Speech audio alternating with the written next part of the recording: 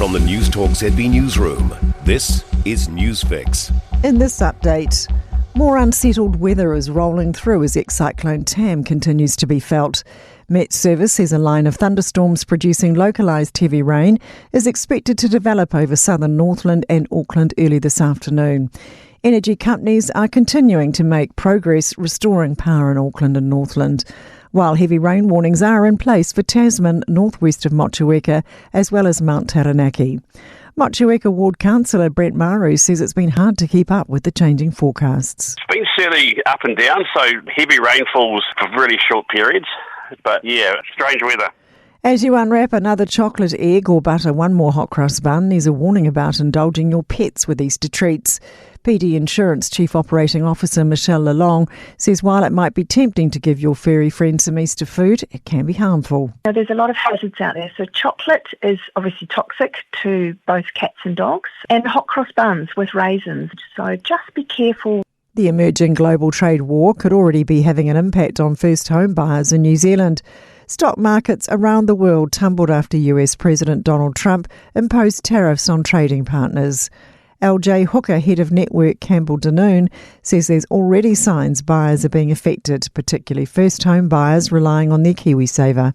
They're being a little more cautious, and perhaps quite rightly, as to how much money they might actually be able to have to provide as a deposit.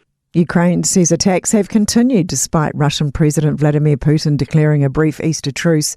Putin ordered his forces to stop fighting for 30 hours, with the ceasefire lasting until Monday. But Ukraine's President Volodymyr Zelensky says Russian attacks are still happening on several front lines. The BBC's James Waterhouse says Moscow also announced a last-minute holiday truce early in 2023. We reported from the frontline city of Bakhmut, and let me tell you, the fighting did not stop then either. That city would gradually be captured and reduced to rubble. That's news. In sport, the next edition of the America's Cup will be down one challenger.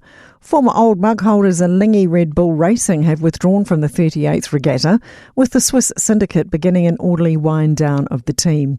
In a statement, Alinghi says they couldn't reach an agreement with the defender of the America's Cup, that being Team New Zealand, over the future of the event. Max Verstappen has taken pole position for tomorrow morning's Formula One Grand Prix in Saudi Arabia. Liam Lawson will start from 12th, his best qualifying mark of the season. And golfer Ryan Fox remains well off the pace heading into the final round of the latest PGA Tour event in the Dominican Republic. He's carded a third round, one over par 73, to move into a share of 61st at 2 under overall.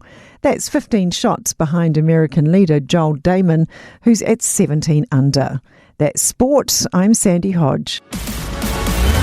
For more news, listen to Newstalk ZB live on iHeartRadio.